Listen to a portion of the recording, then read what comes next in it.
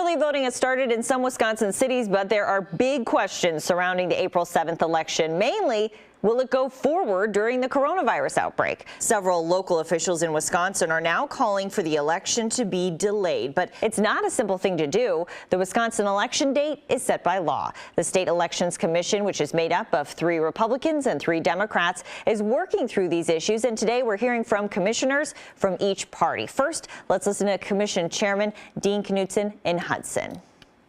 The commission thinks it's vitally important that the April 7th election goes on as scheduled because we need to have continuity in local government. This election is much bigger than a presidential primary or a Supreme Court race. There are thousands of local government officials.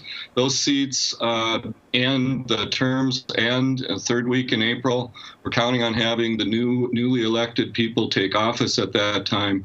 We can't have vacancies in mayor and city council spots during a time of crisis. So that's really important. The commission really encourages that every registered voter should request through myvote.wi.gov to get an absentee ballot, return it by mail. This is really, really important, and anyone can do it. If you're registered, it's very simple through that website. Do it today, and you'll reduce the number of in-person voters on election day. If you're not registered, again, contact your clerk. You can go to the My Vote Wisconsin website, find out how to contact your clerk, and go and get registered and vote in person, and do it this week. Do it while you're not under quarantine. Do it right away. This election's already underway, and your clerk has a ballot waiting for you for anybody that's eligible to vote. So voting by absentee, by mail is the best, but voting early, in-person absentee is second best. There are thousands of those absentee ballots already coming in, and I'm hearing some concern from local officials that since you can't count the ballots until Election Day, it won't be appropriate to have 200 people sitting in a room counting ballots. So why not consider counting those early? I don't think this is a time to change any of our election rules. We already have an election underway. Our procedures are proven. The clerks know those procedures. The best thing to do right now is to conduct this election under the laws and the rules and procedures that we've had in the past. State and national Democrats have filed a federal suit seeking to extend the deadline to register to vote online or by mail for the April election and to give more time to count absentee ballots. A federal judge late Friday granted an extension for online voter registration, but declined Democrats' other requests for now.